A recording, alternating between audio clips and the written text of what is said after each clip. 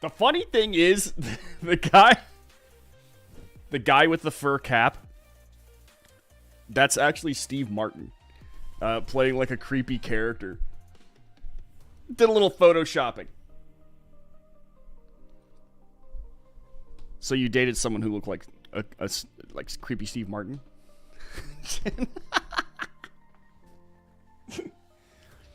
What's up, everybody? Error detected between my chair and keyboard. How's it going, everybody? Gotta love the pre-show levity comedy relief. You know, if I could just make the entire show funny, like a big, giant, running comedy commentary, I totally would. But I'm not that funny, is the thing. Like, I'm no Steven Crowder, you know? And I'm no Steven Crowder. I make it as good as possible. John, Noob, Jen, what's up, guys? Welcome. The cop looks like that. The cop.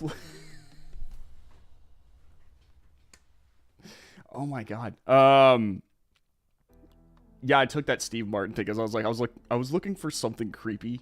Somebody creepy. Like, you know, here's the weird thing, because I was thinking about this as I was creating the thumbnail.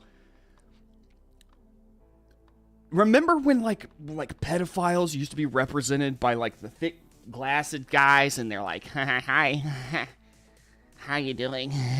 You know, that kind of thing. Now they just look like leftists. I don't know, it's crazy. Like modern leftists. You know, they just look like they're like normal kind of ish people. You can kind of tell when a leftist is a leftist. But I mean, like, some of these people look like you could just walk into them on the street and never think a thing. These groomers, man, they learned how to clean themselves up and stop looking so creepy. We're about to get into that. We're gonna get into a lot of things today. Actually, I hope I have time for it all. I'm gonna have to like quickly move past some things. First, I want to watch this. Red kind of turned me onto it today, and I was like, man, this is awesome. Brian Stelter got completely owned by a first-year college student journalist, you know. Have to watch that because it really kind of encompasses both the question and the reaction to it encompass, I think, the entirety of leftist media right now. It was beautiful. I couldn't have written myself a better scenario. Also, what is the deal with woke churches? What's the deal with woke churches? What's the deal with woke churches? Lately, for some reason, they have gone into overdrive. Like these leftist churches. I don't know what it's about. I think they are subscribing to one religion over another. The one that they actually claim to represent. I want to go into that. Also, today, it's Friday. And I like to do something fun on Fridays, typically. And I find reacting to crazy TikToks really fun. I can remember I say this a lot. I used to go to Tumblr back in the day to go and see the crazy. Now it's on TikTok. And the Twitter account Libs of TikTok have done an amazing job at cataloging everything these crazy people do. So we're going to be taking a look at that. Also, one of the things I really want to focus on today, this entirety, the left, and I've been talking about it to death. I'm almost sick of talking about it, but I feel like it needs to be hammered on quite a bit, and I cannot relent until this battle is won. These people, these pedophiles, man, they are really pushing hard. I feel like they're finally meeting. You know what I compare it to? Let's say we're all in a poker game, and the pedophiles have been trying to bluff their way onto this pot, and they've been trying to throw out all sorts of misdirects about how this is about equality, this is about acceptance, this is about, you know, I don't know, education, and no one's buying it. No one's buying their bluff. And so their final desperate move is just to go all in. They're going all in right now. They're not even, like, pretending anymore. They're like, yeah, we're just going to... We want to straight up sexualize your children. And we're going to make it acceptable. We're going to normalize the crap out of this. I think that that's kind of what they're doing right now. These freaking sick criminals, man. I'm over them.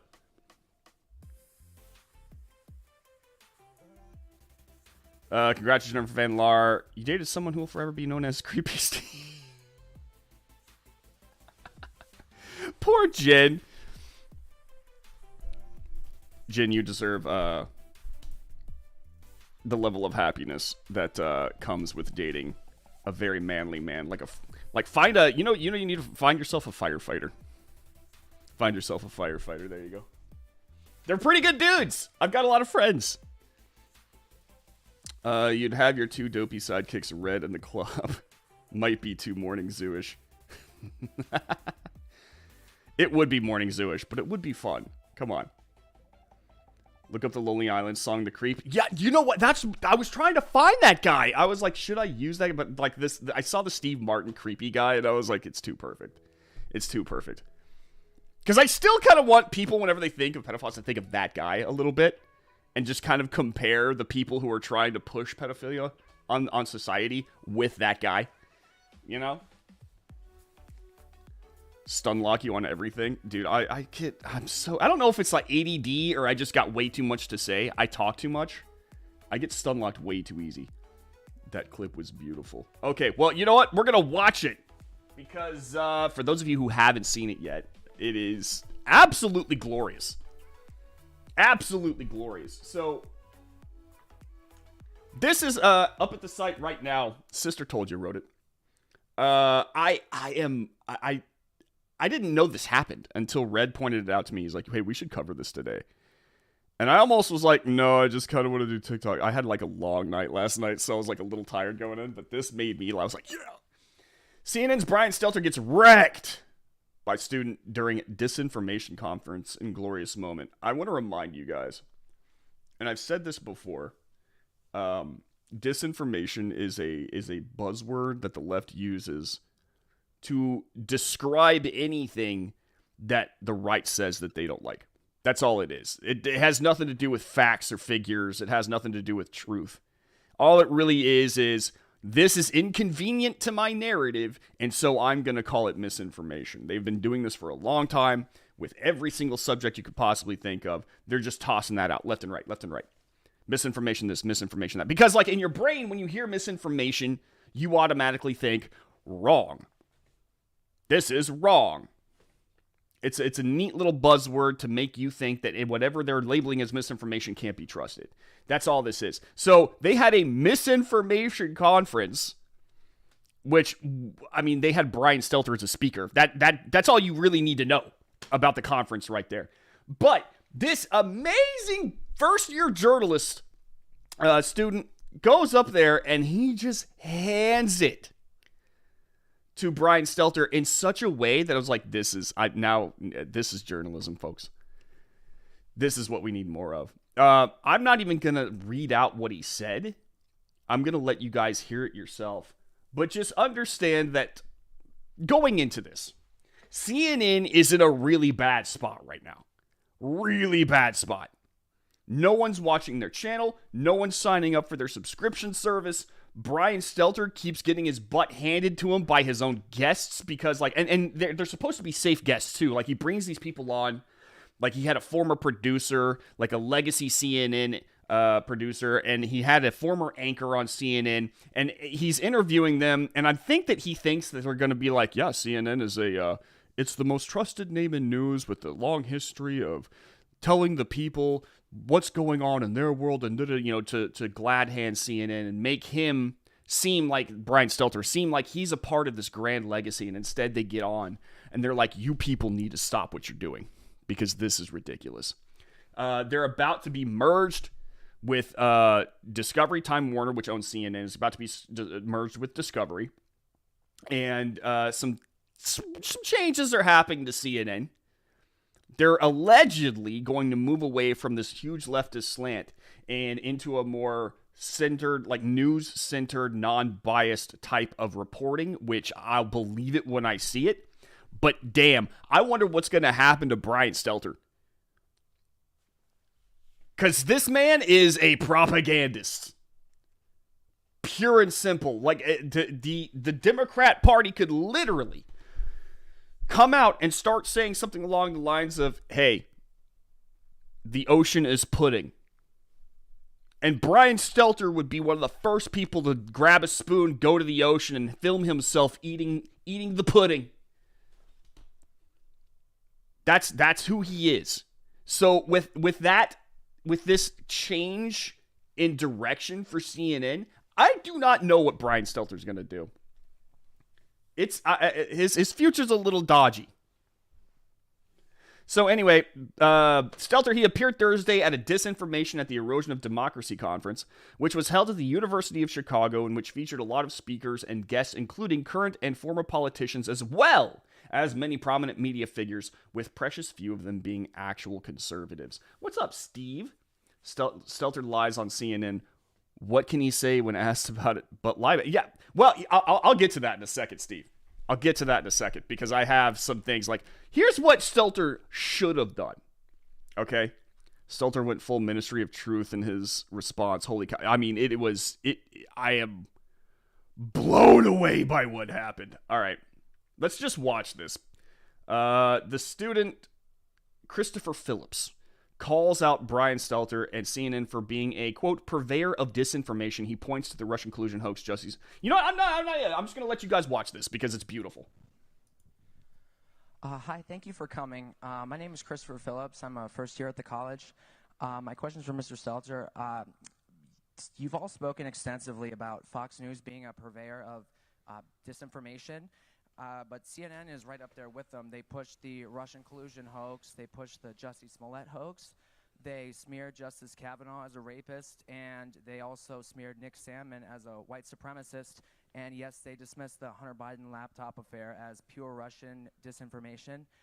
With mainstream corporate journalists becoming little more than apologists and cheerleaders for the regime, is it time to finally declare that the canon of journalistic ethics is dead or no longer operative? All the mistakes of the mainstream media, and CNN in particular, seem to magically all go in one direction. Are we expected to believe that this is all just some sort of random coincidence, or is there something else behind it? Oh! Damn! Okay, so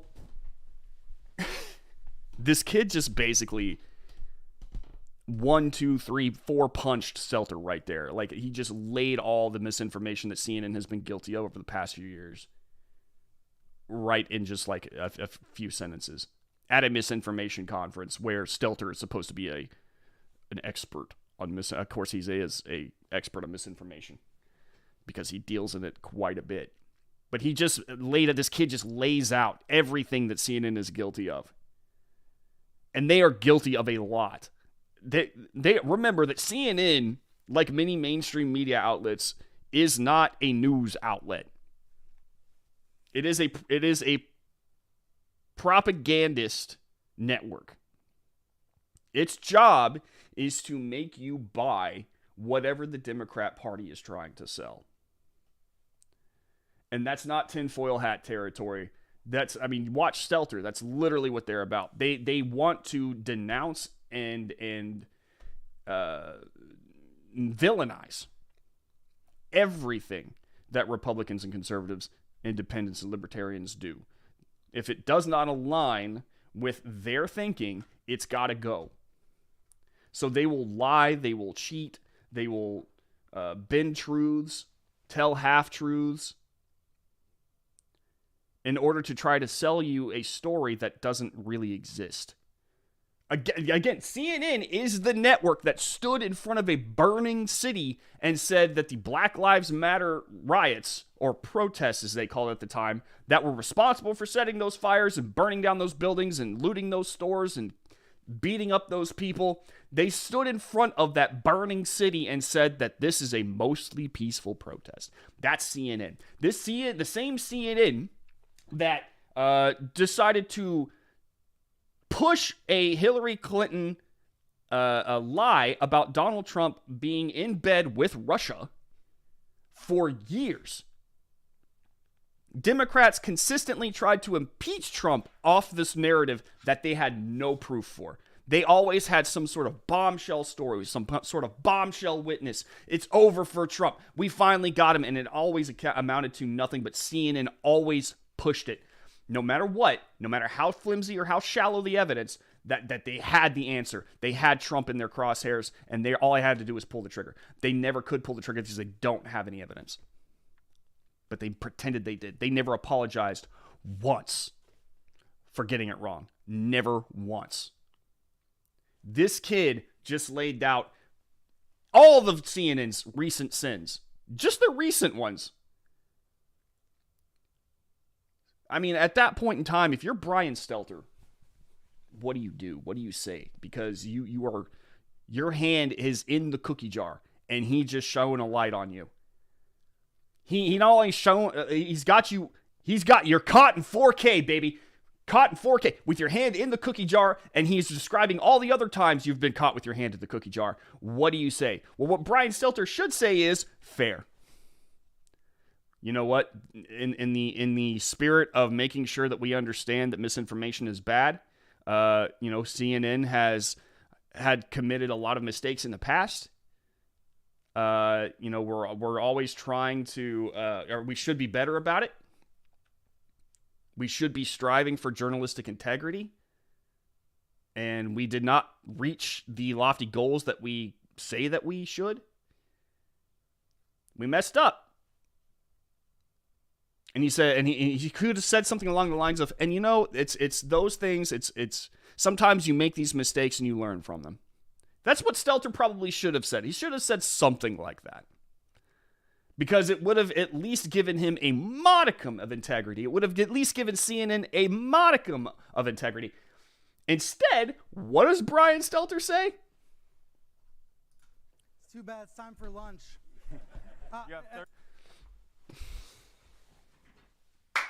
It's time for lunch. He jokes that it's time for lunch. Ha ha ha ha ha! Gotta go! Oh, but I can't go. I have to sit there and explain my dumbass. So here's what he continues with. What's up, Brad? 30 seconds. No, I mean, there's a clock that says 30 seconds. But I think my honest answer to you, and I'll come over and talk in more detail after this, is that I think you're describing a different channel than the one that I watch. But I understand that is a popular right-wing narrative about CNN. I think it's important when we talk about shared reality and democracy, all these networks, all these news outlets have to defend democracy. And when they screw up, admit it. First off, we're not a democracy. I can't say this enough. I'm so sick and tired. We have to defend democracy. No, we don't. We're not defending democracy. There's no democracy to defend. We are a constitutional republic, and thank God. Democracies are dangerous. MMFA is going to clip this. Brandon Moss says democracies are dangerous. Democracies are dangerous. It is mob rule. Thank God we have a constitutional republic where we have a system that we have to go through in order to get anything done. There's a scene in Men in Black, and I love it. It's Tommy Lee Jones is talking to Will Smith back when he was cool. And Will Smith is talking to him about, the world and how come we don't tell people aliens exist. Tommy Lee Jones's character goes, "A person is smart. People are stupid." And it's true. People are stupid. And I'm kind of sitting here watching this guy, and I'm just like... But when Benjamin Hall... he's wanting to defend democracy and push on this idea that we need to have a system or need to promote and support a system where the mob is capable of ruling. Because people are stupid, and who better to lead stupid people than a news organization or a party whose entire bread and butter is manipulating stupid people.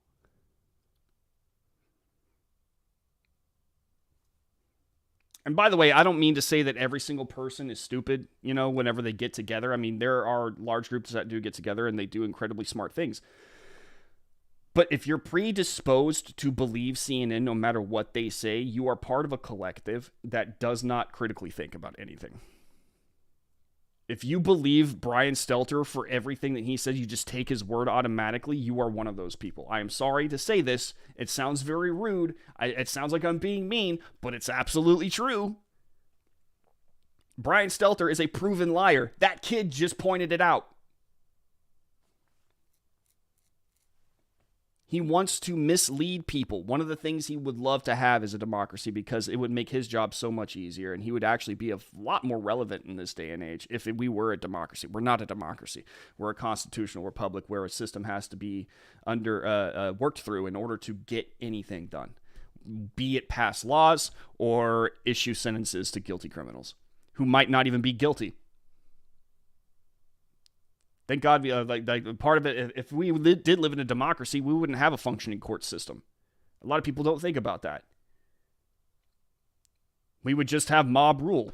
We think he's guilty, so he must be guilty. Hang him. Trust me, I've seen how it works. We've seen how it works in the past. Innocent people have been killed because mobs got together and just decided that the guy was guilty. That's democracy. And people need to understand the difference. Democracy is mob rule. A constitutional republic is a system of laws that keep us from actually keep mobs from actually having their way with people. Fox correspondent was wounded in Ukraine. The news crews at CNN and the New York Times stopped what they were doing, and they tried to help. They tried to help him get out of the country. They tried to find the dead crew members. That's what news outlets do. That's how they actually do work together, to your question about sharing those kinds of connections and trust. We don't talk about it enough, though. We don't. So he's basically trying to absolve CNN, MSNBC, and all this of any wrongdoing by saying, hey, remember that time that some journalists that we didn't typically like were in trouble? We tried to get them out. Okay, great. That does not absolve you of all the nonsense. Brian Stelter is one of the guiltiest people in the world of basically using his platform as a way to try to denounce conservative news outlets and tell rotten lies about them. But here he is like, we tried to get these journalists out. Yes, because that's the right thing to do. But that doesn't absolve you for all the other sins that you've done. You're not working together with Fox News. Come on. Be real, Brian Stelter. You're not working together.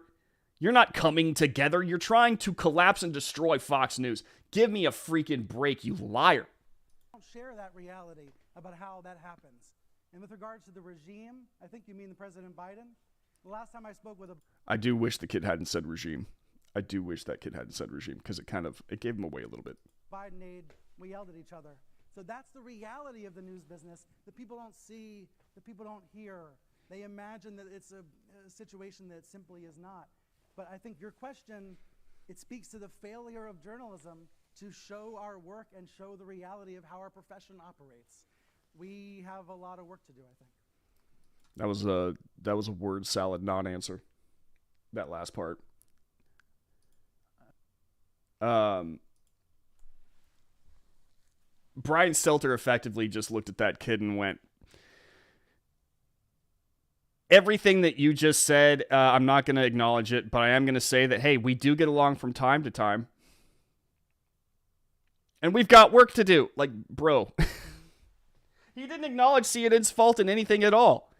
This kid laid out a laundry list of misinformation that CNN distributed to people, and Brian Stelter effectively just brushed it aside and tried to distract with weak examples of how they have worked together with not Fox News in the past. One example. One. Do you think that they've done that at any other point? No. They spend the rest of their time trying to dismantle and destroy Fox News. OAN, the first. Anything. Doesn't matter. If it's a conservative opinion, it's got to go. It's got to go.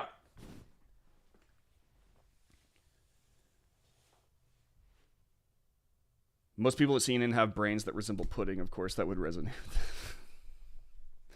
Conspiracy theory. Stelter and the people who threw this party gave this kid the question so he could answer the way he did.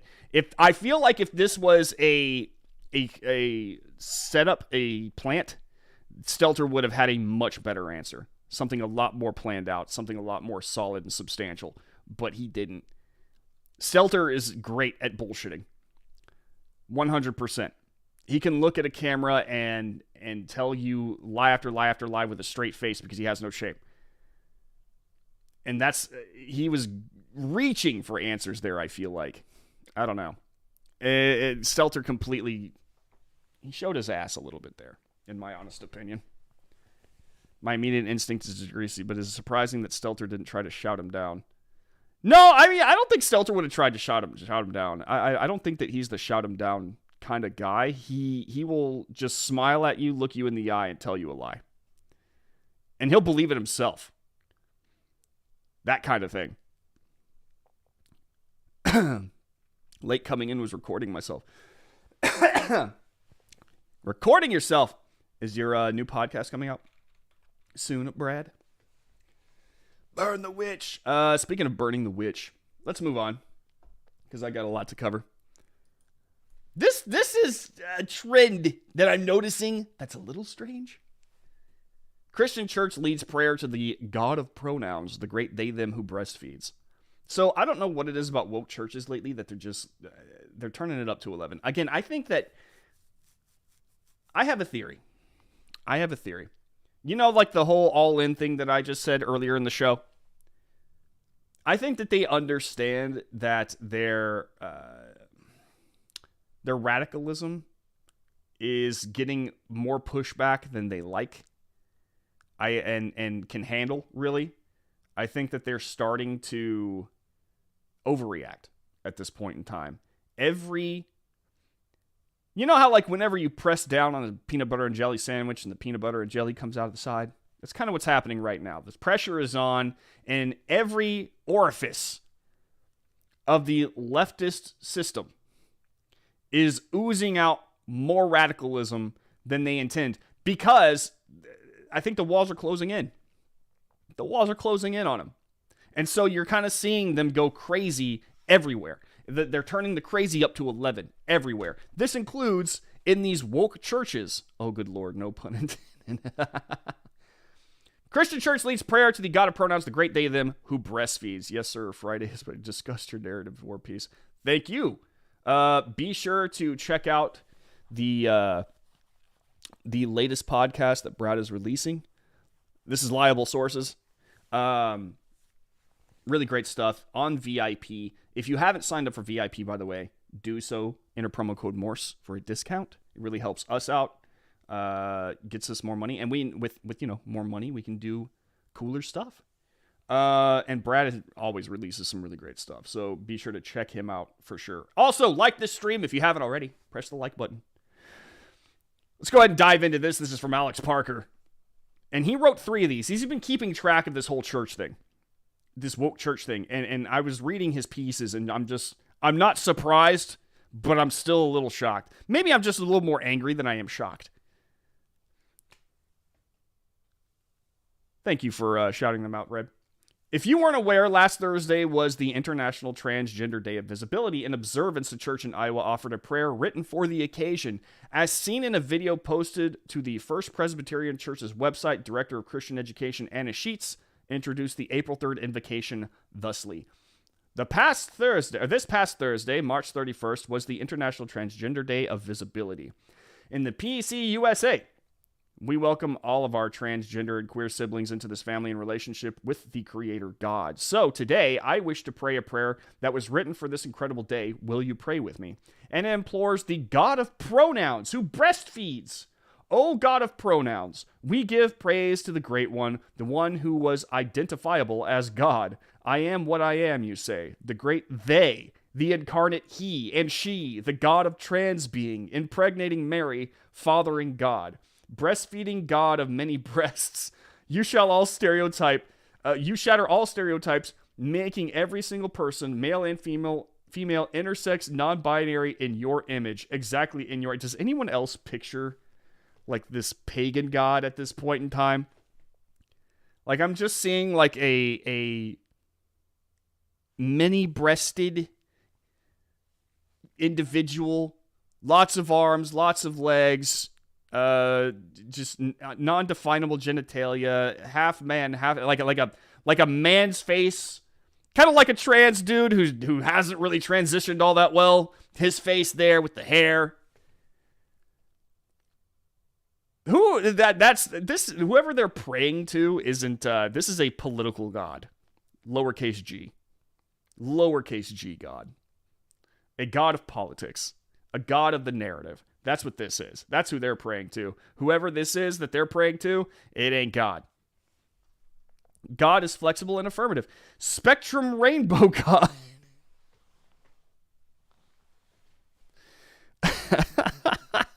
Spectrum rainbow God. What? Who put your promise for nonviolence and the symbol for queer love before humanity knew? What is going on? I could swear in the Bible it said that homosexuality is abomination. Okay. Before anyone gets started. No, I don't hate gay people. Christians don't hate gay people. Okay? They don't. Let's put that away. But I mean, we still consider it a sin. You can not like the sin and love the sinner. Every Christian is a sinner. And we have these beliefs, and it's okay to have these beliefs. It's okay. Despite what the mainstream media will tell you. But this is straight up a preacher standing in front of a congregation and talking about being a symbol for queer love. Again, whatever God they're praying to, it ain't God. It's a lowercase g God of some kind. We've got some loons here in Iowa. I'm sure they hired capital P, lower G, rainbow bright God. My little deity. My little deity. That's it. There it is. There it is. Somebody needs to come up with a Photoshop for that. Because you knew, who had Joseph, who could not sleep with a woman in a beautiful lady's cloak, perhaps of rainbow colors? Good God. Now they're writing fan fiction in their prayers. Before we knew, you knew. God of pronouns, who said, you can call me he or she or they, whatever makes you feel closest to me. Invisible God, on this day where visibility, celebration, belatedness, affirmation, and acceptance is the bare minimum. Remind us that you are the God of pronouns, so you affirm and you celebrate them. The minister beholds the great they, them. God of Saul, Paul, Simon, Jacob, Isaac, Simon, Peter, Abraham and Sarai, and Abraham and Sarah, God of Joseph and the coat of many colors, of the Ethiopian eunuch, and the Virgin Mary, God of all found families in the Bible. Remind us that you affirm us in our full identity, name, pronoun, found family, all of it. For this, we give you thanks and praise to the great I am, the great they, them. Thank you, God. So now, in the words of our mother, our father, and our sibling, God taught us to pray, and pray with us now, recites the Lord Prayer. Okay.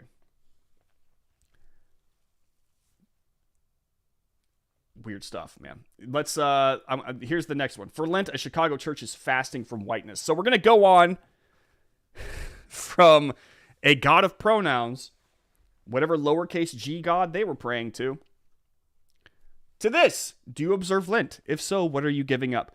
It's a sign on the lawn reported by TPUSA. A church in Chicago's come up with a quite carnal component to eliminate this Easter. In observance of the 40 days in which Jesus fasted, the First United Church of Oak Park is fasting from whiteness.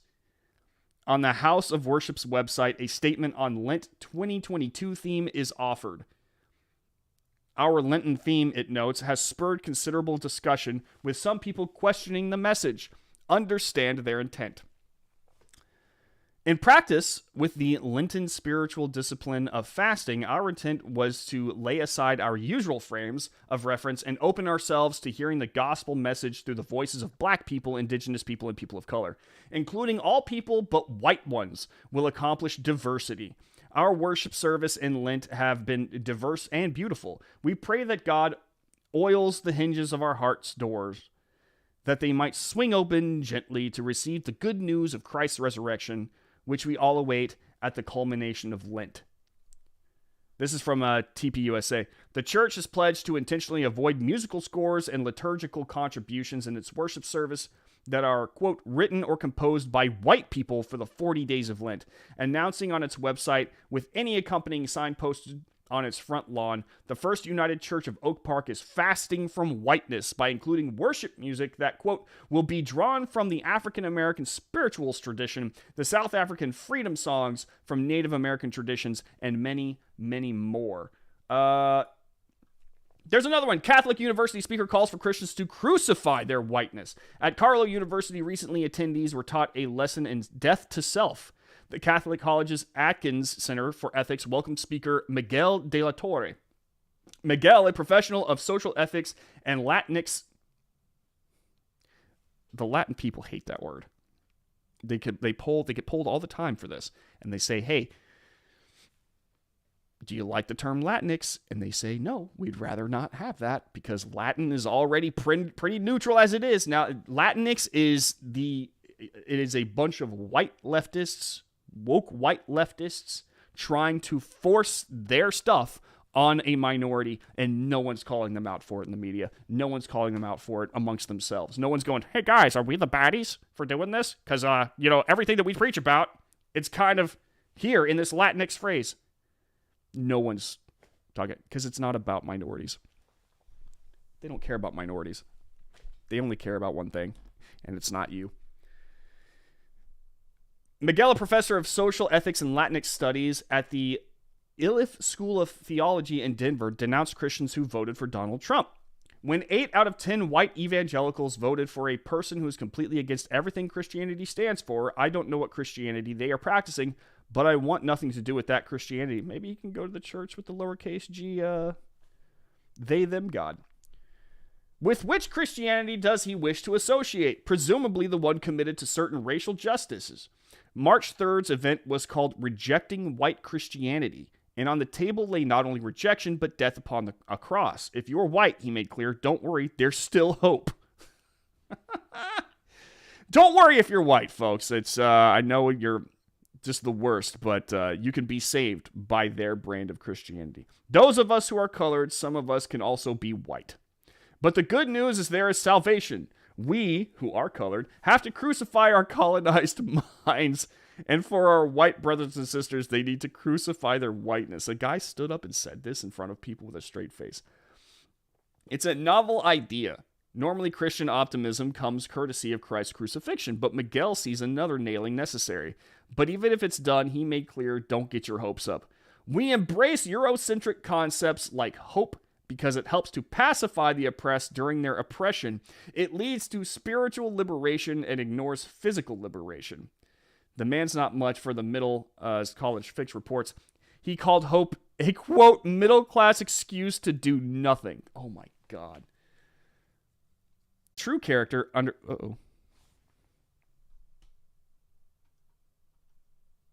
Did we just blink out for a second? Did we blink out? De La Torre argued that true character understanding systemic oppression produces hopelessness.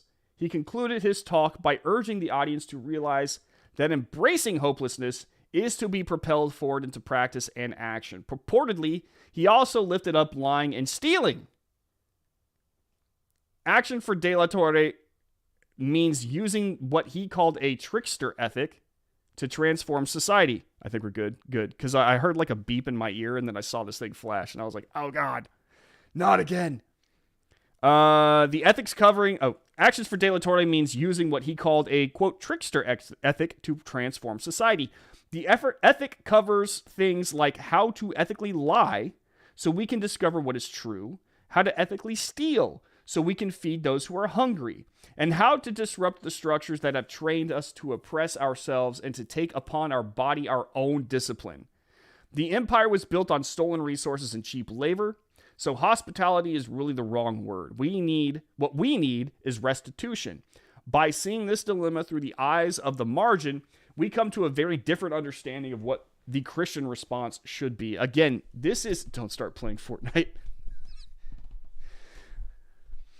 I'll get to that in a second.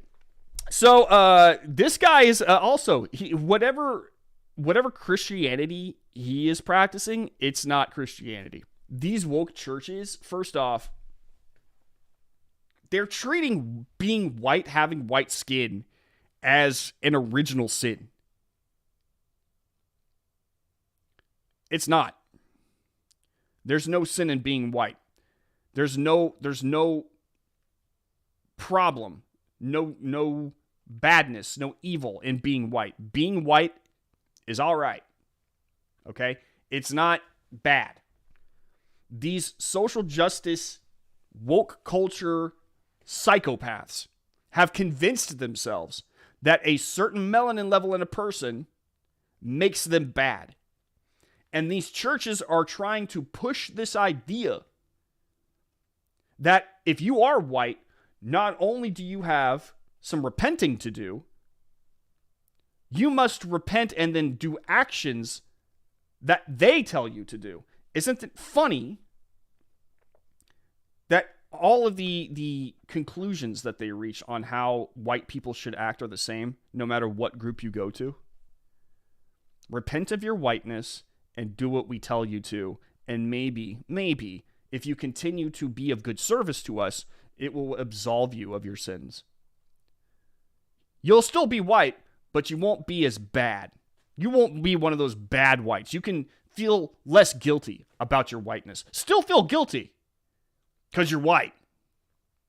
And that's bad. But if you do what we tell you to, and you agree with us about how society should be run, and you say the things that we tell you to say, and believe the things that we tell you to believe, you can be absolved of your guilt. And there are people out there who actually go, "Oh, thank you so much." You are not sinful because you are white. Whatever, they like to hearken back to stolen land and slavery and, people trying to, like racism throughout the ages, and they're trying to pin it all on white people today. And it makes no sense logically. Not one person in this chat or one person watching this video right now, later on down the line as a VOD or maybe a highlight, hi YouTube, has owned a slave. And I'm willing to bet that the vast majority of you have never uttered a sincerely racist phrase. Jokes here and there, I'm not gonna acknowledge. Like, a joke is a joke. If it's meant with zero ill intent, I don't care. Racism in the United States is actually more rare than they like to say it is, but they want you to think that you've got a lot of working to do, a lot of making up to do in order to make it better. And that's not true at all. You owe nobody nothing. That's the truth. You don't owe anybody reparations for anything. You don't owe anybody, nobody of any color, owes anybody of any other color anything. Period. We are all born and live and die by the sins we ourselves commit. We are not guilty of the sins of people who looked or had the same melanin levels as us long ago. We don't even have to be related to them. In fact, most people who owned slaves could afford them. That was a rich people thing, or at least an upper middle class people thing. The vast majority of people in the United States did not own a slave, and I want to remind people that that an entire war was fought. People died over slavery. White people died trying to fight against it.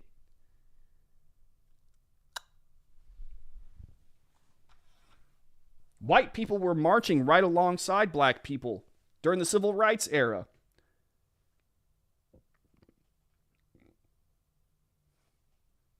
To this day, you still have people out there trying to make sure that racism does not overtake the United States and come roaring back. And most of those people who are fighting against racism are against the left.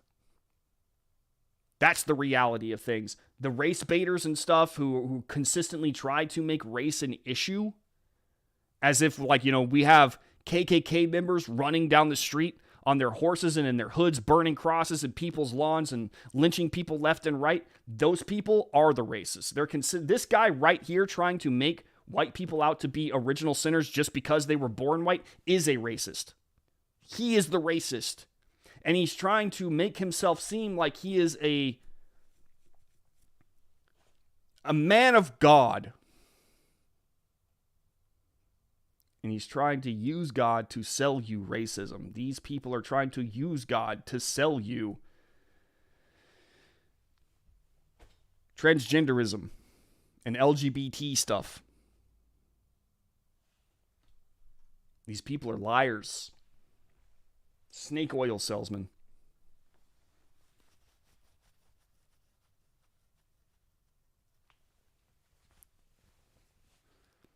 When 8 out of 10 white evangelicals, excuse me, Boathead, 1, you're at a Catholic university. 2, you're a racist. Preach! Mr. Quack! What's up? Tricksterism comes from Africa. Pride in deceiving others for personal gain. Former colonial ports in Africa are the wealthiest areas throughout Africa. Colonialism brought wealth to everyone in those ports and cities, regardless of their skin color. White is wonderful. Well, God made man and woman in many colors in his image and gave each their own nation. I don't know if, I don't know if they gave, I wouldn't say that. I wouldn't say that they gave each their own nation. I think that it doesn't matter where you go. Everybody, I understand that cultures, originate from one nation or another, but I would say that, it doesn't matter where you go. You get to take part, regardless of your skin color, in whatever culture you come across. And that's exactly how cultures actually evolve, too, by the way. This whole, cultural appropriation nonsense, which is not real. Cultures evolve naturally over time. That's kind of how they are. They change with the times, they adopt, they adapt. A perfect example, in my honest opinion, is Texas. Texas is made up of so many different ethnicities. It's crazy. You obviously had Native Americans, you had Germans, you had Spanish. Okay, and then you had Mexicans, and they all came together and they formed this culture in Texas that is strikingly unique. That is a mishmash of many cultures that came together. Texas is honestly, it doesn't get enough credit. Everyone looks at Texas and they think white cowboys going yeehaw and ranchers and stuff like that, or Austin. But really what Texas is a massive mixing pot. And it has come up with one of the most, you go overseas. This is the funny part about Texas. You go overseas to the UK or Germany or France, go to China. Doesn't matter. India, no matter where you go, you say the word Texas and people are like, oh, Texas. Yes, Texas. They understand what Texas is. If you were to say something like Wyoming or Ohio, they'd probably be like, I don't know. I don't know. But they know what Texas is. Texas is insanely unique. It has a unique culture all of its own. Now, I'm pretty sure that we here in Texas are going to lose that culture as it becomes more popular and more people from other states begin to move here. But again, cultures evolve. They change. They always change, no matter what. If you introduce yourself into a culture and you're from another culture, you are already starting to affect change in that culture because you are introducing them to concepts, methods, traditions that they were not privy to before that. And it's possible that if it's introduced to that culture enough, it will naturally start to adopt or be inspired by parts of that culture that they are not familiar with. And it will just naturally change. That's the way it's always been, forever and ever. I mean, really, if you look at many modern cultures today, they're all mishmashes when you think about it. Everything evolves over time. It's actually pretty fun to look at when you think about it. It's beautiful. It shows you how humanity really is, no matter where you come from, what your skin color is, your creeds, your traditions, or anything like that. We're really just humanity altogether. And it's these people that I just discussed who want to box people in and make sure that these cultures do not morph, do not change, and they're always stuck in one spot One culture always being held against the sins of the fathers who came before, and it doesn't even matter if those are their fathers. It's sad, but that's just the way it is. Forgive me, Father, for I am white. I have had 4 episodes of privilege this week and committed bias twice yesterday. Bless you, son. Say 3 hell reparations and watch 2 hours of BET.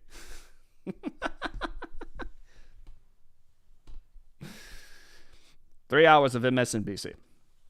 I wanted to get to this. Man, see, time flies. We'll get to the TikToks. We're going to get to the TikToks. I wanted to cover this. The Western leftists absolutely want to introduce sex to your small children, and here's proof. So, not long ago, we covered this group in Kentucky who was trying to open up a sexy summer camp. Y'all remember that? The sexy summer camp where they were basically going to teach your children about sex work and introducing your children to masturbation. And this woman was looking in both on licit and illicit drugs, by the way. That was actually a part of it. This woman looked into a camera and said, the moment that my nephews learned how to speak, they were masturbating. She apparently taught them to do it. So, and she's very proud of this fact. That was just a sexy summer camp in Kentucky that, you know, there's these crazy people who need to have their computers and their history looked into. This is an entire production happening in the UK. It's called The Family Sex Show, which already gross. But it just goes to show you that no matter where you are, the goal of the radical leftist is the same in the West, no matter what. They're very similar to each other in so many ways. Their goals are all the same. This is a theater in the UK that is apparently putting on this show. It is supposed to be for children. And it teaches them, as this says, about sex and porn and masturbation, all that stuff. They also say at the end that they invite people, I think some of the cast. I'm not sure if they invite people from the audience. I don't think they do the audience thing. But just in case, I don't care. Either way, they get up there and they take off their clothes and stand naked in front of these kids. Let's go ahead and watch this. My name's Mike. I'm artistic director at Tobacco Factory Theatres. I use he and him pronouns. I'm a white man with brown hair with grey bits in, and I'm very excited. Why did he feel the need to describe his hair color? We can see it. That the Family Sex Show is coming to Bristol. We have presented 2 productions by the wonderful This Egg in the past. They brought Me and My Bee and Dressed, and both pieces were completely original, very moving in different ways. They make such powerful work that really connects and inspires audiences, and we're delighted that the Family Sex Show will be on in May. I'm going to hand over to Josie, the artistic director of This Egg, to say a little more. Why would you call it the Family Sex Show? First off, did they not sit and workshop that one a little bit? Isn't that isn't family sex a category of really nasty, gross porn on sites? Just throwing that out there. Hello, my name's Josie. I use she, her pronouns. I'm a white woman with dyed red hair, which is half up, half down today. I'm wearing gold hoop earrings, which are not real because I do not have my ears pierced. Why are they describing their, I can see it. Why do we need to see? This is these people are so weird. I run This Egg, and I have been making and producing the Family Sex Show along with lots of other people over the last few years. If you're watching this video, then you might already have, or you might be thinking about buying some tickets to the show, or you might just be wondering why we thought making it was a good idea. Great question. We wanted to make something that came at the topic of relationships and sex in a light way, in a way that would open conversations, in a way that would encourage people to ask questions. and to allow for that space of vulnerability and not knowing and making mistakes. We hope that the show kind of adds to the more creative or alternative relationships and sex education that is out there at the moment in all different forms. And I guess we really wanted to make the show that we wish that we'd had when we were younger, and also part of our adult selves felt like or feels like they need now as well. And mostly, if we know our bodies, then we know our rights.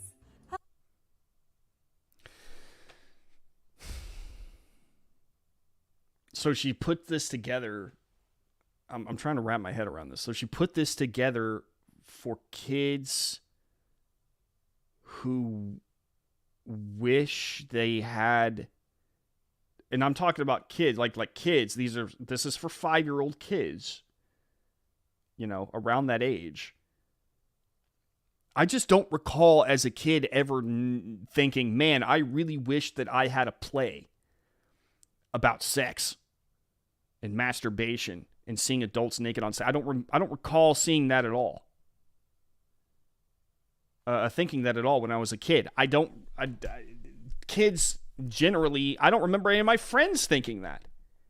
None of my friends ever expressed that to me. I can remember, the most thing I was concerned about was, who's going to play hide and seek? Who's going to, what am I going to have for a snack today? Can I play with some Play-Doh?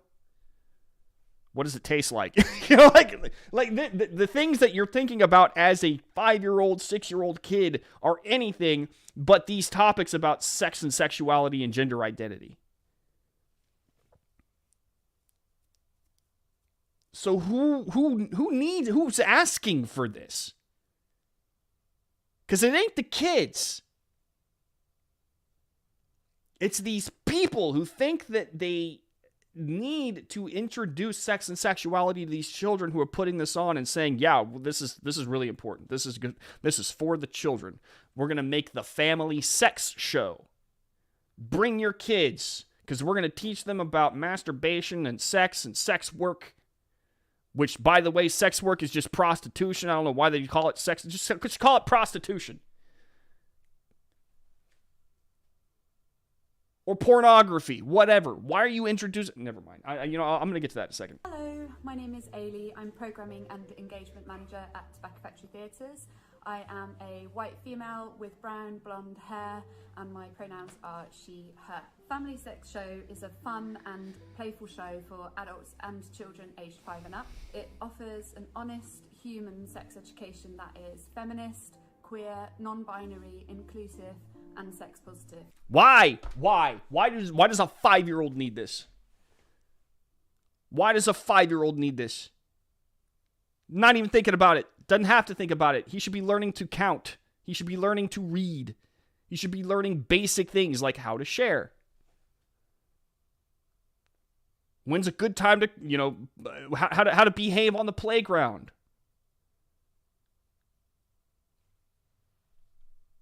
Instead, they're introducing these concepts to these kids that they're not even remotely ready for. And they're sitting there with these straight faces. Look at this. Straight faces. They think they're doing good.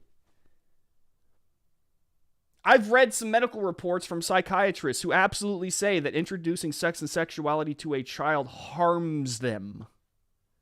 They're not ready for these concepts yet.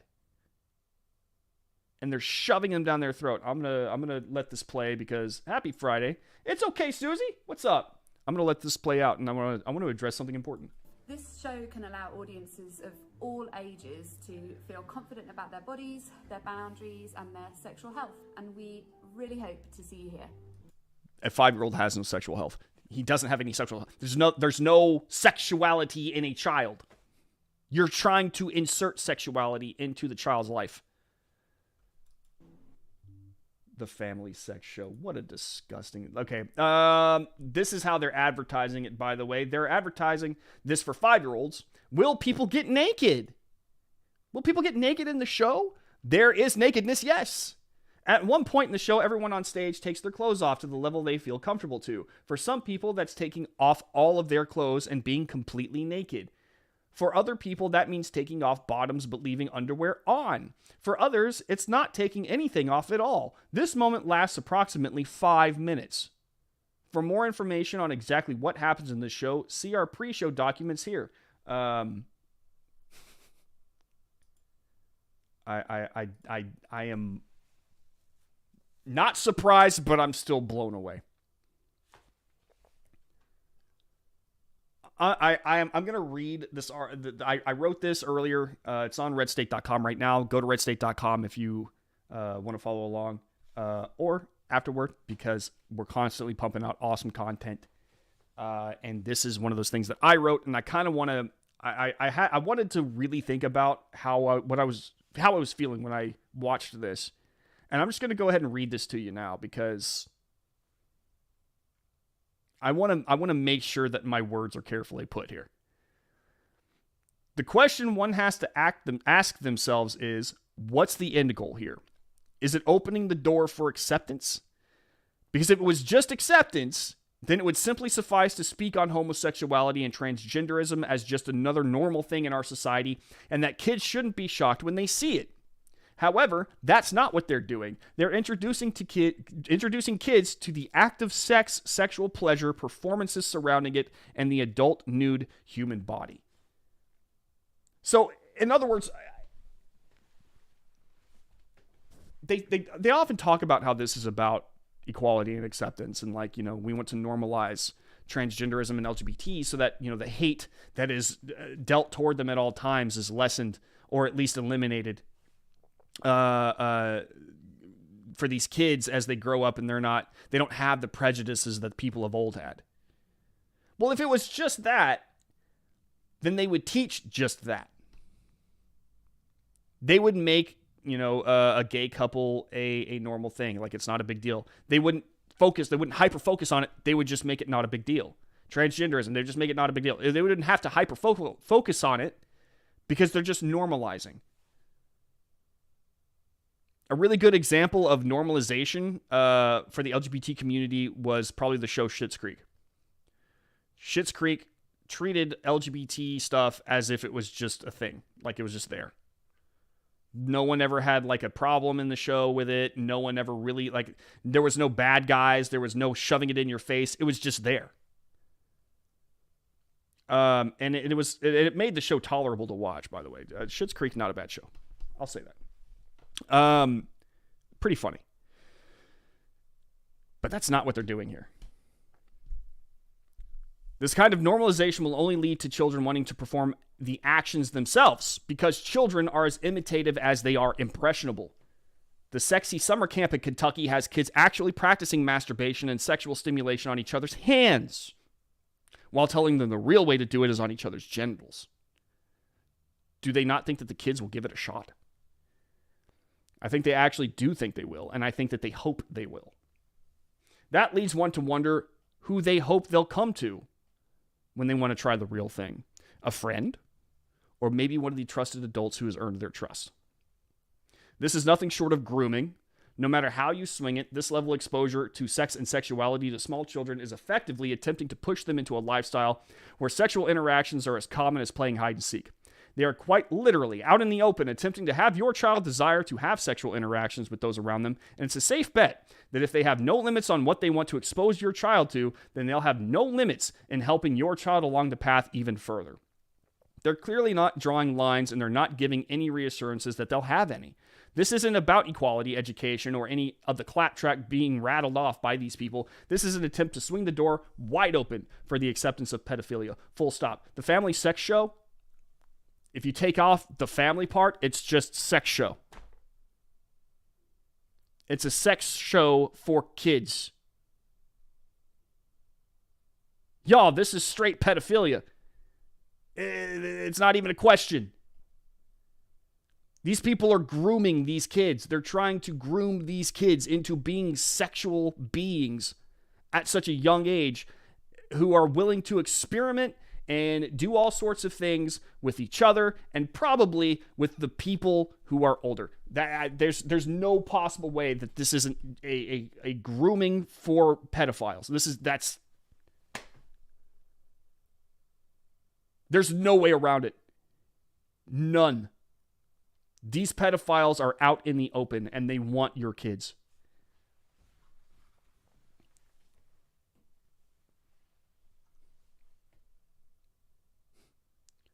5 minutes is not a moment. Exactly. 5 minutes of people standing on stage completely naked in front of kids. Why? Again, this isn't about acceptance. Kids don't need this. They don't need this.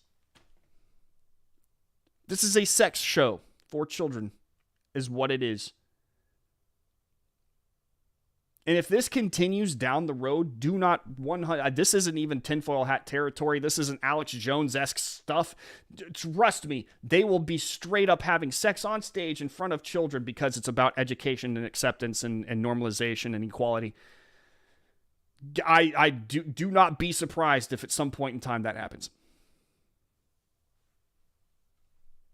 These people get off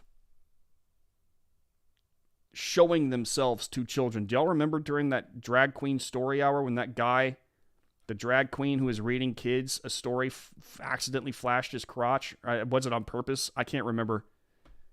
I mean, it looked pretty purposeful, actually, and I think he knew he was fired. Now we're moving here. We have people who are standing in front, 100% completely nude in front of children. Does nobody...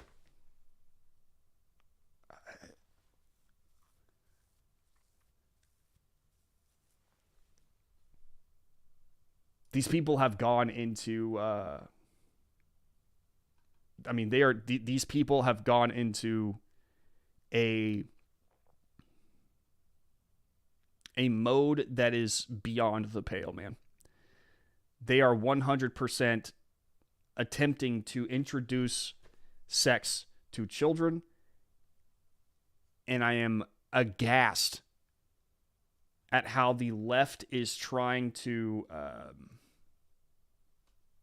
make it seem like it's a virtue. You have Democrat politicians defending these people. You have leftist activists, left and right, trying to normalize this stuff. And if they can't normalize it in the community, they'll try to sneak it in, which is, and if they can't sneak it in, then they have a panic attack. They just go nuts. I mean, look at the way that they're talking about the Florida bill. They're calling it the Don't Say Gay bill. By the way, new video up on YouTube. On this stream, we read the Don't Say Gay bill. I made it into a highlight. Please go watch it and spread it around, if you would, please. Because people aren't watching that. They're not reading the bill. So I basically read it for them. Happy Friday. Yeah, this got serious real fast. But I mean, this is a serious thing. These people are nuts. These people are absolutely nuts. Let's go ahead. This polyamorous gender fluid. We're gonna start going. Let's make fun of some people. These woke people. This polyamorous gender fluid witch is a preschool teacher in Florida. She's so proud of herself that she discusses her gender and sexuality with 4-year-olds. Y'all. Man, y'all thought me teaching the children about me being poly was crazy, but not only that, but they also know that I'm gender fluid. At one point last year, I had explained to them that I was not Miss Lois or Mr. Lois. It's just Lois because I'm not a boy or a girl. And this was all well and good until October, when I also explained to them that I'm pagan, so I am also a witch. And at one point, I got Color me shocked. a haircut, and I got in the sides of my mohawk shaved down. Because that signifies you as a witch. Just so you guys know, if you want to be a witch in the modern era, it's imperative that you shave down the side of your head. I don't make the rules. And I come into work, and one of the children goes, "Lois, are you a boy? You have short hair." And his sister goes, "No, Lois is a girl." And a third child, who's my favorite, suddenly yells, "No, guys, we've been over this. Lois isn't a boy or a girl. Lois is a witch. Duh." Man, y'all. Where is this lady of she's teaching 4-year-olds where? If I saw this on TikTok and I would flip out. You're never coming around my student again. And it's not that, look, let your freak flag fly, right? I don't care if you call yourself a polyamorous witch, polygender, I don't care. It doesn't matter to me. You can be whatever you want, and if you are good to other people, then great. But something tells me that if you are actually doing this, and you're concerned about the look, you're shaving your hair because it signifies that you're a transgender witch or whatever, something tells me that if you are proudly talking about it with kids, then your intentions aren't very good. You're just trying to spread your lunacy throughout to these little children who can't help make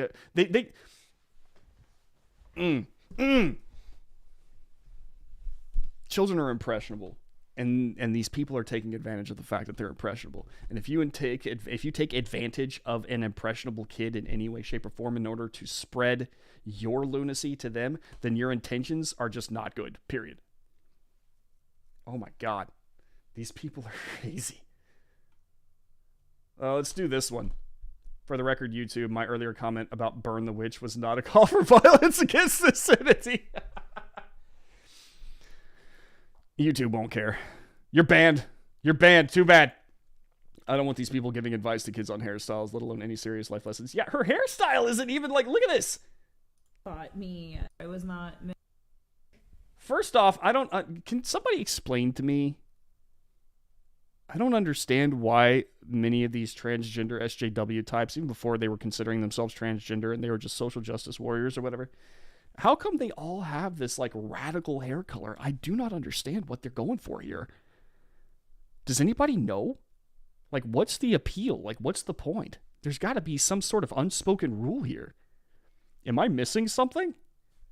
I'd like to know. Not to say, look, if you want to dye your hair that color, dye your hair that color. I just don't understand the attraction to just going like, you know what would really help me make my point to the world?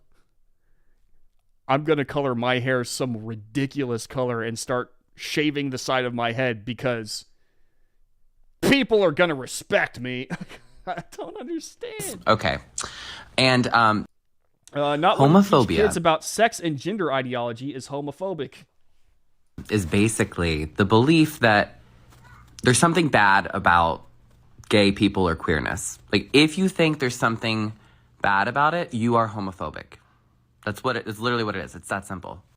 And a lot of people will be like, well, I'm not homophobic. I just don't want, like, to talk about it, or I think it should stay private. And it's like, no, that's homophobic too, because you still think there's something there that isn't appropriate or that we shouldn't be, like, sharing or talking about.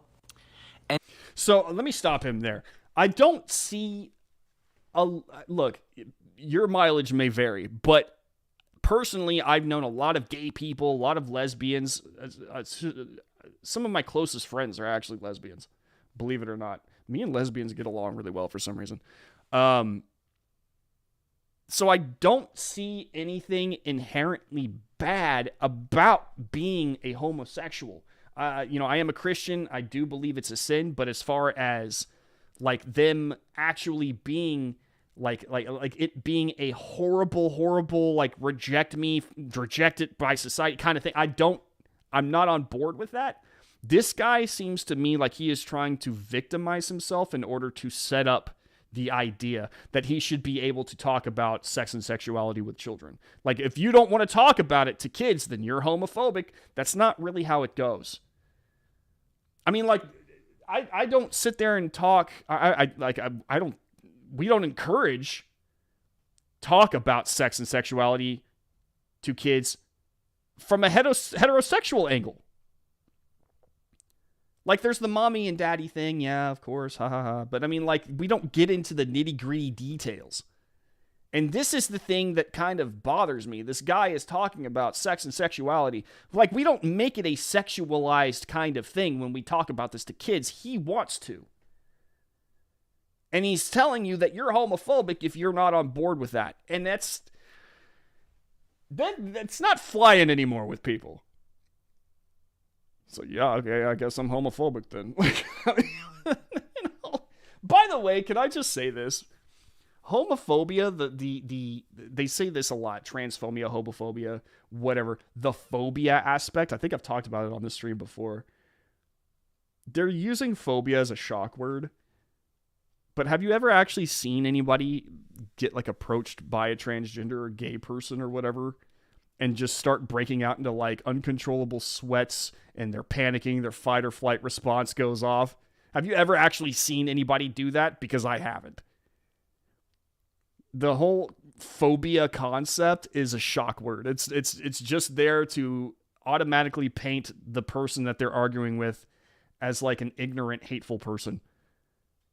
And I hate that term. I hate the phobia terms because they're just so disingenuous. It's bad faith is what it is. The chemicals seep into their brain. They must, man. I don't get it. Is like, does it give them some sort of high? I don't know. Why is it my business if you're gay? Exactly. By the same extension, if I'm not asking you out, why do I need to know what gender you get together with? Also, yeah. It's like it boils down to that whole like, oh yeah, here are my pronouns. You will refer to me as XYZ.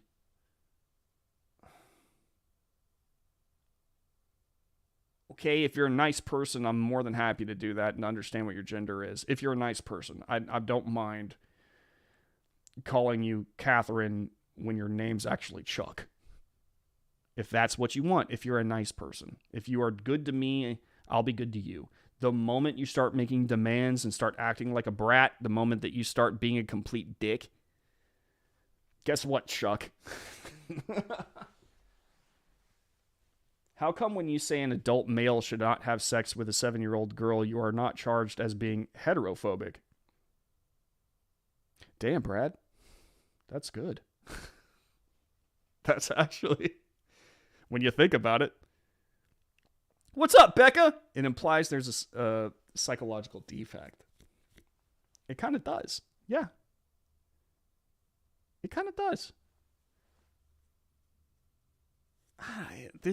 There's a lot of, you know what? It's funny how in the making of their arguments, they issue a lot of counter arguments all on their own.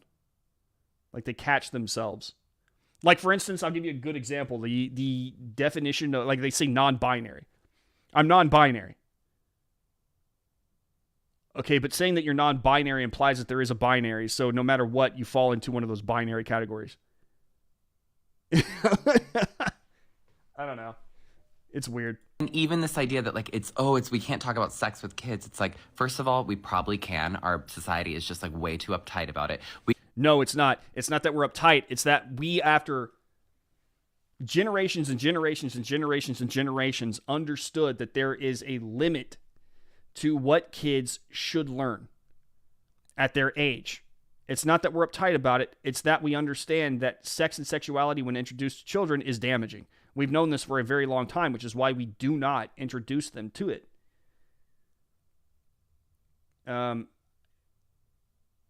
These people, it's like they're complete. I'm not surprised, but they're completely denying history. They're completely denying science. Psychology of children. Children are very fragile. They're very fragile. They're information sponges. And whenever they run across anything that is actually traumatizing, and sex is traumatizing, it messes them up for life. They struggle with that for the rest of their life. And when I say sex is traumatizing, for a child, it is traumatizing. It's an act that is very highly personal and invasive. And when adults engage in it, like, it changes their lives forever. Even two people who have a random hookup, their situation for the rest of their lives, even if they don't get together, is altered for the rest of their life. As C.S. Lewis once said, like, once you have sex with someone, you either enjoy it for the rest of your life or you endure it. And that's just the way it is. Your relationship with that person changes forever. As an adult, you're capable of wrapping your head around it a little bit better. A lot better, I should say. As a child, it's very tough to grasp these concepts. And they're trying to introduce it to these kids. It's the fact that these people do not understand it or won't understand it says more about them than it does society. We give them toy guns, but we can't explain what sex is. Yes. Yes, absolutely. Absolutely. Can I this isn't even, look, I would much rather have a child pick up a toy gun, because then it allows me to teach them safety and responsibility. Okay? My father handed me a shotgun when I was a boy, and he taught me that there are responsibilities that come with being powerful. And I'm not just talking about, how to handle a gun and not point it in the right direction or anything like that. The power to give and take life is a big deal, and I should not just do it so flippantly. And also, learning defense and the respect you have to have of nature and all that stuff are awesome lessons that you can teach a child when you hand them a weapon. And especially boys.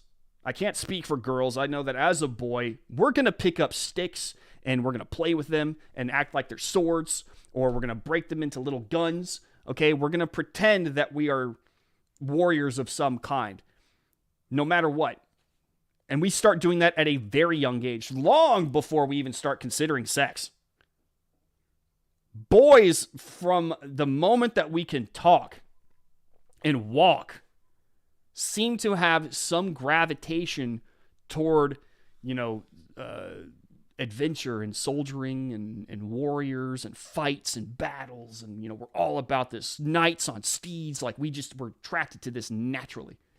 And it comes way before we're ever looking at the opposite sex. At the during that time of our life, girls are icky. They're horrible. Get them out of here. No use for them. Put gum in their hair and throw dirt at them. We don't want them. They're boring. Go have your tea party. We learn so much as boys with that kind of action. We just kind of had that mentality. So yes, we're handing kids a toy gun and teaching them what is good and what is bad.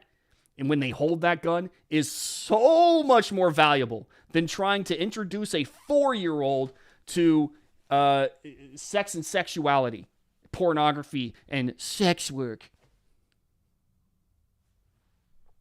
This guy is an idiot. Okay. And number 2, I don't even think we need to talk about sex to be talking about queerness. So you could still be talking about queerness without talking about sex. Fair. It's all just very homophobic. It's not homophobic, bro. It's not homophobic.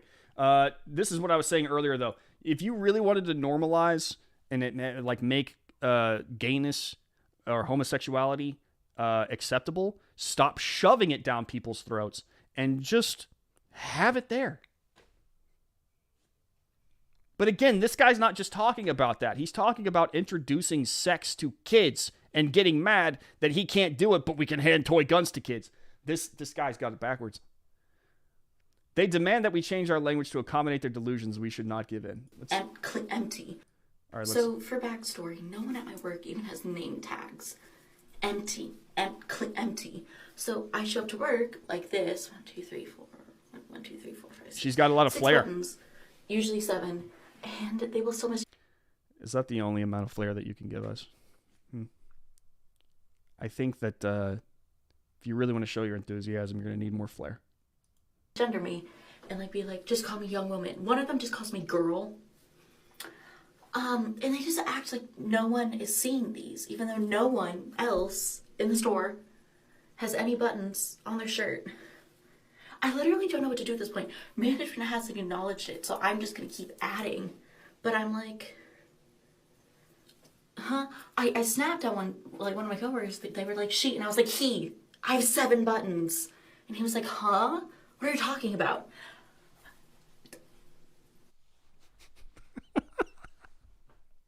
I don't even know what to say to this one. It's like, look at my buttons!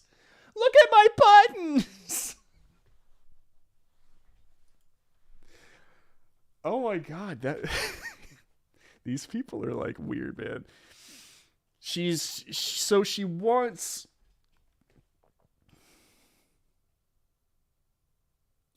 attention. That's what this is. I can't This is a desperate grasp for attention. Look at my buttons and my earrings. You know why no one's taking her seriously? It's because her hair's brown. So her hair's not like bright red or green or pink or blue or something. That's the issue. That's why no one's taking her seriously. She also, if you'll notice, she has not shaved any of her head at all. She's doing it all wrong. No wonder no one's taking her seriously. She's not doing all the things that are necessary in order for people to take her as a serious transgender person. This is her own fault. Can't blame anybody else for that. What a... I don't know. Nope, we are not in this together. Men and women are different. We will never be the same. I know it's past 12:30, but I'm having fun. And I wanted to go through at least a good amount of these. So we're going to keep going. I'm going to guess this person has a much deeper voice than he probably lets on. Cis women, please blind react to this. Don't worry, this isn't a gotcha. I just want you to see something. Put a finger down for every statement that you can relate to or have ever related to. Ladies. A lot of clothes in normal shopping centers don't fit me. My pockets are super small. I feel like I have to maintain a level of femininity to be accepted. I feel like I have to maintain a certain body type to be accepted. I get shamed when I express any sort of sexual desire. Okay. Already I'm seeing the problem here. The reason that you have to have a certain kind of body type in order to be accepted is because women have different body types than men. That's just natural. What was the other one? The pockets? Pockets too small. Ladies, I'm sorry about your pocket situation. Really, I've actually... I noticed that whenever y'all get a dress and there's pockets in the dress, you wait. You wait for someone to just mention the dress in any way, shape, or form. It doesn't matter how. But the first thing out of your mouth is, thanks, it's got pockets. Y'all's pocket situation sucks. And I feel bad for y'all because men's pocket situation, like, we're set, man. I can fit all sorts of stuff in my pockets. But I guess, I don't know why. I'm going to assume that the reason that y'all have smaller pockets, and correct me if I'm wrong, ladies, talk to me in the chat. I'm going to guess that the reason that y'all have smaller pockets is because this form-fitting jeans that y'all tend to wear, or the pants that y'all tend to wear, would look really weird and misshapen and out of place if you could fit large things into your pockets. Am I wrong? Am I wrong on that? Like it's because it's more about, like, I feel like the purpose of women's clothing is more fashion than function, whereas men are kind of like a middle ground, fashion and function. Am I wrong on that? Help me out, ladies. We've seen how the activist left feels about children. They're used as pawns, like Occupy Wall Street and the environmental hoax. It's disgusting. Absolutely it is. The word queer before it was associated with homosexuality was defined as, quote, weird. Yeah, that is actually true. A lot of people forget that. She doesn't need more flair. The glare on her buttons puts her video as one step away from being a J.J. Abrams Star Trek film. Lens flare. Am I the only person in this chat who's seen Office Space? The flare scene, so good. There are people who you meet at a party, and after 2 minutes without saying a word, you just walk away to the patio where the beer is at. Pretty much everyone on TikTok is that person, I swear to you. If you are me, you stay home, avoid the party, and play unhealthy amounts of video games. That's what I do. Pockets too small. Maintaining a standard of femininity. I feel like if you are going to pretend to be a woman, then yes, you have to maintain a standard of femininity because women are feminine and they define what femininity is. By nature, this is one of those moments, just like I said like earlier, the non-binary thing, they catch themselves in their own traps. Here we are again. Right? Femininity is defined by womanhood. Women are a naturally occurring thing. And so if you are trying to be considered a woman, then you have to match their standards. You can't just define them as your own and then say, hey, guess what? I'm a woman too. So why are you complaining you're having to maintain a standard of femininity? This is what you signed up for. Am I wrong? No, I have definitely seen Office Space. That woman in the video had on the minimum amount of flair for trans community. It was the minimum. It was the bare minimum. And I'm not impressed. I'm not impressed with her enthusiasm. She needs more flair. I feel like I have to maintain a certain body type to be accepted. I get shamed when I express any sort of sexual desire. I don't know what that means. Is she expressing sexual desire toward men or toward women? And are they actually shaming her, or are they just turning her down and that's considered shaming? Because the transgender activist community, at least, has been very loud about the fact that if basically any transgender person comes up to you and wants sex, you better give it to them, or you're a transphobe. I feel like I can't get angry without being judged for it. That's everybody. I feel like I'm not taken seriously in the workplace. You're not. You're not. And you know why? Because you don't have a shaved head with red hair. That's what it boils down. Why are these... I feel like do I have to explain it to everybody? I've been spoken down to at work in ways that my male peers haven't been. I'm concerned That's about nonsense. how my hormone levels are affecting my general health, especially my reproductive health. I have cried to a Taylor too Swift easy. song. If you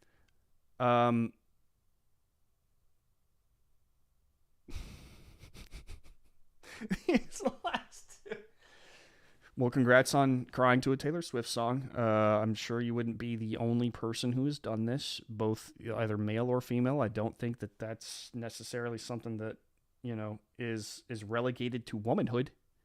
As far as the reproductive health thing goes, does he think that he is going to have a baby?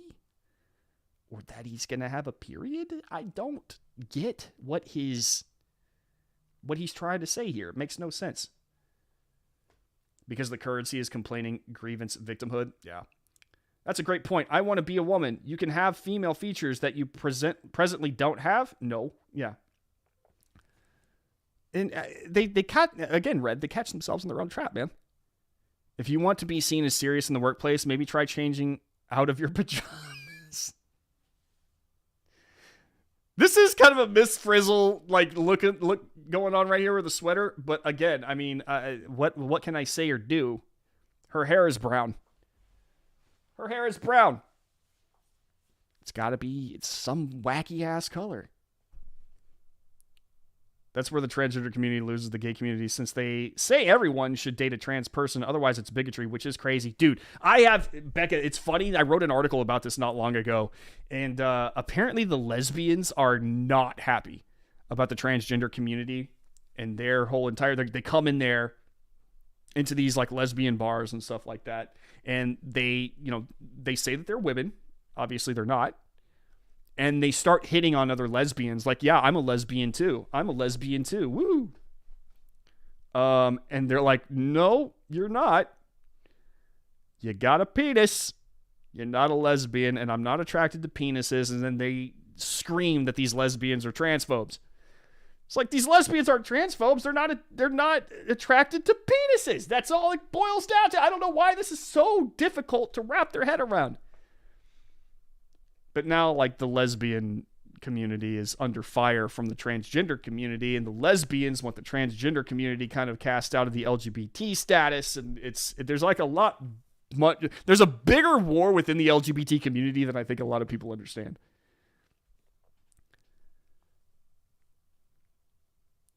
Also, she needs clearly to wear more flair if she wants to be taken more seriously. Keep Miss Frizzle's name out your funkin' mouth.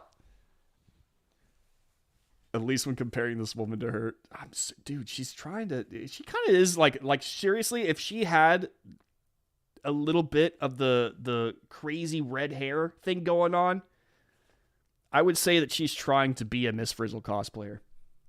you put any fingers down, that means you can relate to the problems of trans feminine people. We're not so different, you and I. Your liberation is my liberation, and vice versa. We're in this together. Intersectionality. You're not in this together, by the way. You're not. I can't listen to that. Last time I tried it. Does this dude have a girl? I don't. Hang on. Americans for Freedom have. Yeah, it's a dude. Hello, LGBT community. I'm a student here at UNCG, and I wanted to take a minute to talk about the Young Americans for Freedom situation. The Young Americans for Freedom have been making some transphobic posts and have invited transphobic speaker Ben Shapiro to come talk at our school. Oh no. While it can be tempting to engage with this post and engage with the members of the Young Americans for Freedom organization, I would like to encourage cis allies to refrain from doing so. This creates an us versus them narrative that puts the Young Americans for Freedom against transgender people, which creates an unsafe environment for transgender students around campus. It also validates their opinions and gives them a platform in which they can spread transphobic nonsense. Or just basic disagreement and debate. I would instead encourage you to find ways to uplift transgender community members. I would like to encourage you to take part in the No Labels organization, which meets... The No Labels organization is a hard left organization. And I'm surprised. I actually haven't heard the No Labels organization brought up in a long time. It fell flat on its ass because no one believed it. Because it kept trying to... The funny thing about the No Labels organization and like, the No Hate organization and all these organizations that encourage people to come to the middle, every single one of them had this mentality of, I still get to keep my beliefs, my leftist beliefs, but you on the right need to ditch your right-leaning beliefs in order to accept my beliefs, and that'll be coming to the center. Really what it was about is trying to move the Overton window a little bit more to the left and consider that the center. It's not actually about, like, they always do this. It's, I can maintain my beliefs, but you have to ditch yours in order to be considered centrist. Now this one has some decent flair. Are those horns? I think they're horns. Like, they're red. I don't know if they're, like, hair. Are they hair that he dyed and, like, made into horns? And if so, definitely doesn't wash if that's the case. Because the moment he does that, clearly, the horns are coming down. Mondays at 6. There are community dialogues and workshops that are hosted by the Office of Intercultural Engagement here on campus. I would encourage you to follow them on Instagram or find ways to attend those. Sometimes there's snacks. There is the Guilford Green Foundation, which is the LGBT organization for Guilford County. They have a transgender clothing closet in which the clothing that is donated to them then goes out into transgender members of the community. Screw homeless people. Screw homeless people. Let's get these bits of clothing to privileged middle-class white kids at these colleges, attending college. Screw the homeless. Don't worry about them. They're fine. They've got duct tape shoes and clothing that hasn't been washed in 3 to 4 weeks, but screw them. Let's give this clothing to the transgender, privileged, middle-class white kids in this college. Good God. There is also the Spartan Open Pantry. They have an Instagram where they post what foods they need for that week, and then you can go and donate. And that is a fantastic way to spread positivity. During the Ben Shapiro talk itself, there's going to be an event on Monday from 6 to 8 at the Fountain, in which we are uplifting queer lives and voices, and I encourage you to go to that instead of the Ben Shapiro talk. There's also a Pride pool party Thursday, so come join that. It's at Kaplan. It's going to be fun. So, yeah, the big takeaway is, instead of using transgender people to fight over the internet and put transgender people at risk, it is so much better to uplift the voices of transgender people and validate their identities. Thank you so much for listening. I hope you have a great day, and I hope you all like my outfit. These are worms on the strings. They're very cute. Okay, goodbye. Thanks, great value, Satan. What the heck? You know how I'm going to express my transness? Devil horns. Congratulations, bro. And also, hey, those are nice worms. Really nice. Oh, God. The mental gymnastics to try to justify teaching 5-year-old kids about sex. DeSantis broke these teachers. It's epic. There's a big... the Don't Say Gay bill is actually also the Don't Say Straight bill. Okay, so, no. Nope. It just says don't introduce sex and sexuality to children 3rd grade and below. We read By the way, we read this bill on stream, and yesterday I released a YouTube video where I kind of took that clip from the stream and made it a highlight. It's up on YouTube right now. So after this, go to the Red State YouTube, or right here. You're here already. And go watch that video. By the way, click like and subscribe if you haven't already.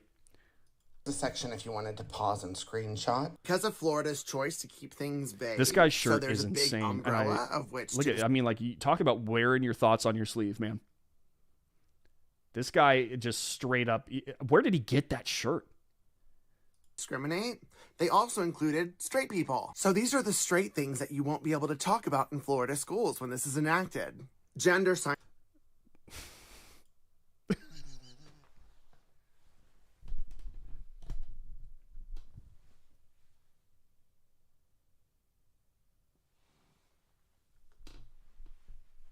Enacted. Gender signs need to be taken off all of the bathroom doors. You cannot line up kids in girl rows and boy rows. You cannot talk about traditional families or a family with a man and a woman because that's heterosexuality. And I don't want y'all to talk about that in school. Okay.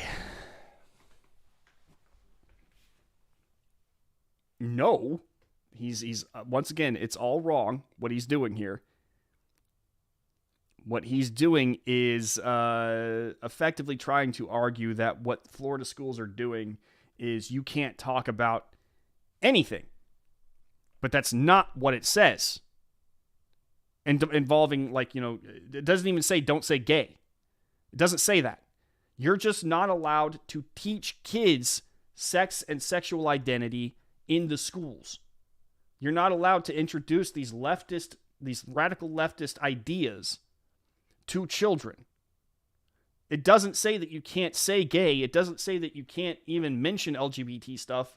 Okay, it's not what it's about. It's about trying to shove it down a student's throat, especially behind the parent's back. 3rd grade and below.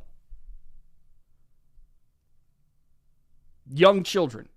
And this guy is talking about how, you know, well, then schools just need to completely take every bit of, you know, you can't know if you're a boy or a girl. That's not what it's about. Specific gender ideology is not allowed in the schools. You can talk about biology to these kids as, like, you know, am I a boy or a girl? Well, you're a boy. Because you have, I mean, boy traits. We don't need to get into the genitalia aspect of it. These people are crazy, man. He's so mad, but he thinks that he's nailed it. He's got those straight people finally. He's got them. Because if they can't talk about gender identity, well, then they can't talk about biological gender identity too. That encompasses within this law. It's like, no, that's not the law. That's not what it says. Did you read it? I see it sitting on your desk. Did you read the law? And a new emote was born. That shirt is cool. It's Star Trek trans chic. Yeah. Oh my God. Susie, you got to keep that stuff to yourself, because guaranteed, if any of the Star Trek producers today sees that message that they will make this, and they will have it featured on the show. You won't be able to celebrate Mother's Day or Father's Day in school. False. You won't be able to celebrate Christmas in school. What a horrible color for nails. I don't know what orientation the Immaculate Conception was, but I don't want my child subjected to that. What? No one's teaching the Immaculate Conception in public schools. What other examples of heterosexuality prevalent in K through 3rd grade can y'all come up with? Let me know in the comments. He mad. He big mad. He big mad, and he thinks that he really got you. He got you. Utah Republican Governor Spencer Cox shares his preferred pronouns with students to teach. Oh yeah, that's so dumb. Thruple is raising their baby as a gender neutral they them. This child whose kids doesn't. Oh my God, no. So what's gender neutral parenting, and why do we choose to do it? For us, we have baby River, and we try to use they and them pronouns for River, like saying this is their carrier, they like to sleep in it. We like to give River clothes that are from all around the different rainbow, and we try to give them lots of different toys. And we do this to try to give River all the options available to them and try to make sure that they don't feel like they're stuck in a box from an age before they can even talk. Right now, River's favorite toys are their own hands. So as a 3-parent family of like LGBTQ people, we know there's a particular pain with growing up feeling different. People, like our peers, our teachers. I sincerely hope this kid grows up just because you people are lunatics. God, why did I have to live in this house my entire life? Holy crap. I want out. They can tell that we're different. They treat us differently, even if there's no words for it. And even if our parents say they're going to be supportive if we come out, the expectation is still on us to eventually find those words and tell the people around us, hey, we're different. And that is a really hard process. And we are trying to raise River in a way where they never have to come out to us. They can always just figure out who they are as they go. We will support them along the way. Most people who've done this kind of thing before find that their child is able to kind of communicate their preferences around ages like 3 to 5. So that's kind of when we suspect River will tell us, but if they don't, that's okay too. Parenting is often just making choices for your child and trying to get them on board with that. But this is one thing where we see no harm in giving them those options and all the benefit of doing so. I feel like he just canceled out his own words there. He just argued against himself. We often try to raise our children in the way that we want them to be raised, and so they get these ideas and you know, they grow up with the belief system that we have. But here and there, we're trying not to do that and let them raise themselves. First off, that never works out. And secondly, you're clearly, no matter what, kids are going to soak up their surroundings. You're clearly trying to introduce your lifestyle to this kid in order to raise them in a way that you think mimics your ideological positioning. That's all it is. And he's trying to like absolve himself. Like, no, I'm free range parent. Like, you're not. You're not. Also, where's your flair? These people are amateurs. And yeah, some people might be confused. And yeah, some people might treat them differently. But you know what? As an LGBTQ family, people were already going to be confused about us and about River. And people already were going to treat us differently. So we decided a long time ago it was more important to celebrate and love our child than fear the potential hate that we could get. And so far, people have been really loving and supported, and we feel really held by community. And after weighing all the options and, we've decided, after considering the benefits and potential drawbacks, that this is the best way to raise our child in a way that's loving and supportive, lets them take the lead on something that is very personal and can really shape your entire life. Guaranteed this kid is going to have some serious problems growing up. First off, he has no identity. They're not going to give him an identity. And an identity is given, especially like depending on what sex you were born as. So like, for instance, a male. An identity is given through the father. That's just a fact of life. And it's one that people don't really want to really talk about much. You've seen what happens to many of the girls who come from fatherless homes or, homes where the father was just kind of distant. He was there, but he wasn't really the huggy, lovey type. These girls often go and they seek that kind of approval from other men.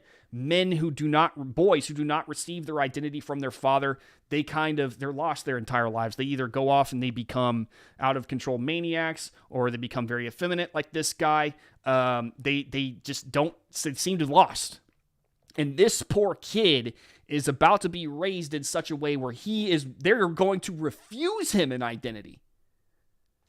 So he's already going to have trouble to begin with as it is. And then on top of that, they're introducing this non-identityness to, I don't know. It's I pray for this kid, man. I pray for this kid. This is scary.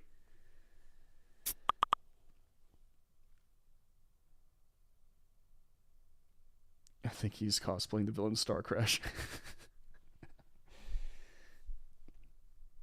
Not stuck in a box, but in a sling. Yeah, this poor kid. This is probably the most dangerous thing. The child is not being given a choice. Yeah, and then they're calling it choice is the weird part, you know? I wouldn't trust these people to raise hamsters. Having a child is a fright. I feel bad for this. I really honestly do feel bad for this kid. I wouldn't give them succulents. If you let them raise themselves, they'll raise themselves. That's a... Wow. Somebody put that on a bumper sticker. All right, one more. One more. Let's do one more. Drag King preschool teacher says she won't follow the laws of the Prenatal Rights and Education Bill. So because I've been getting this question a lot lately, I am going to use this space to answer it. And that is, as a preschool teacher, a drag king, and as a member of the LGBT...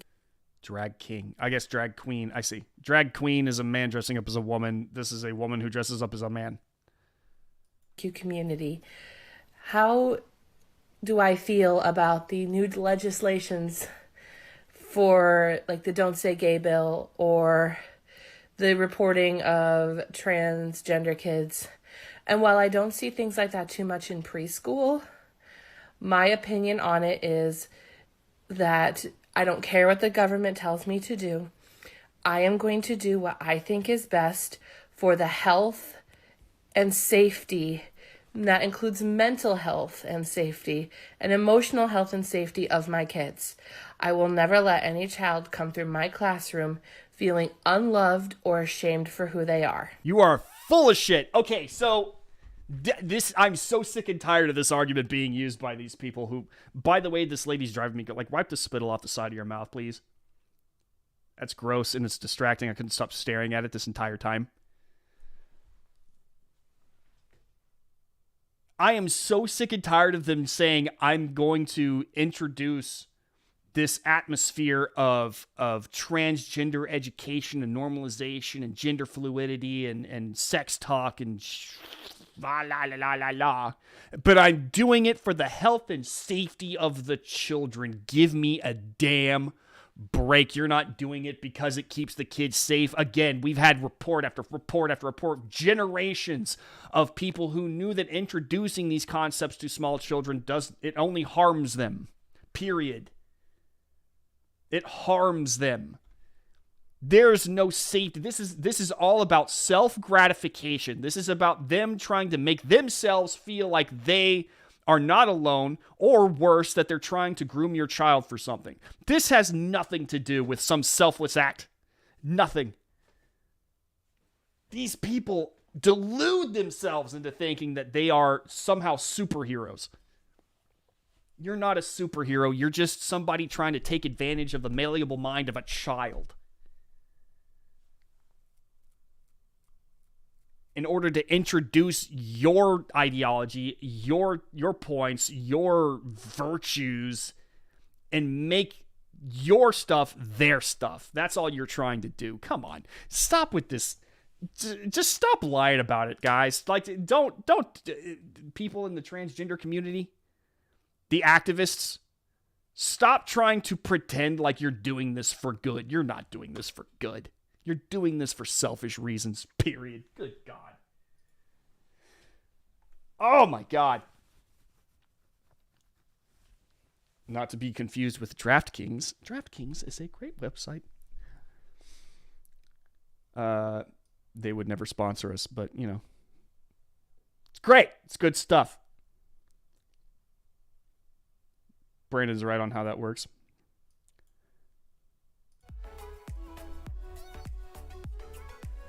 Legislations. I'm not exactly sure what legislations she's referring to.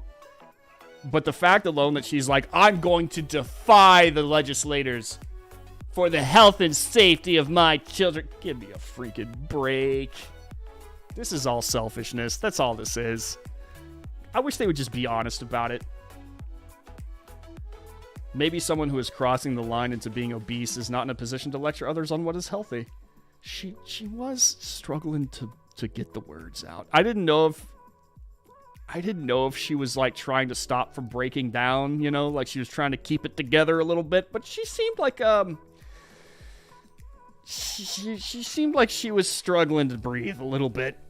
But you know what? I'm not gonna shame anybody for look, I like food. Okay? I'm probably gonna be fat when I get older, so whatever. Slow DK, what's up? One of the new favorite channels. Thank you so much, man. Thank you for coming to the I mean, we're just wrapping up, but you know what? Thank you for coming to the live stream. We go live every Monday, Wednesday, and Friday on noon EST. Fun Friday. I know we went over a little bit, but I really wanted to tackle some of these things. There's one thing I do love. It's reacting to these people. Because every now and again, you got to venture out and you got to find the insanity that's out there so that you can actually have a good reference point. One of the things that I really love, and I think Jesse Kelly brought this up too, if I'm not mistaken. A lot of these people like to say, oh, you know, you guys are talking like we're extremists. We're not actually trying to introduce sex and sexuality to children. We're not actually trying to introduce critical race theory to children. We're not trying to manipulate your children in any way. And then you go to the Libs of TikTok page, and it is nothing but page after page after page after page after page after page of them doing that exact thing. So I love going over this. I want to make this like almost a Friday feature. Just going through and looking at the new crazy TikToks that came up. If you guys like that, if you want me to do this, by all means, go to @TheBrandonMorse on Twitter. Follow me there. And tell me that you want to see more crazy Friday TikToks. I'm totally open for it. Also, if you want me to talk about something on the live stream, by all means, let me know. Send it to me. I'll give you my little 2 cents on it. But in the meantime, guys, that's it for today. Thank y'all so much. Jessie Kelly is my wife's name. Oh, really? You should tell Jessie Kelly that. You should totally tell him that. I'm already fat. I'm getting there, buddy. I'm working my way there. Guys, thank you guys so much for hanging out with me on this glorious Friday. Enjoy the rest of your weekend. Hit like on the stream if you haven't already. Hit subscribe if you haven't already, and the bell notification so you know when I go live. Also, there is a new video up. I posted it yesterday. Be sure to watch it right after this one. It is just me reading the quote-unquote don't say gay bill to see if there's any mention of the word gay in there. Spoiler alert, I don't find it. But you know what? Go watch it anyway. Follow me at @TheBrandonMorse and go to redstate.com if you enjoyed anything that you saw here today. We got awesome articles coming out every single day. And also be sure to sign up for the VIP program. Use promo code Morse, MRSE, on sign up for a discount. And I will see you guys on Monday. By the way, Sunday. If you're looking for something to do on Sunday, you got nothing else to do, twitch.tv/TheMorseCode. I go live on Twitch. Non-political. We're just looking to hang out. Non-political, having fun. Twitch.tv/TheMorseCode. Go check that out. And I will see you guys on Monday, noon. Peace!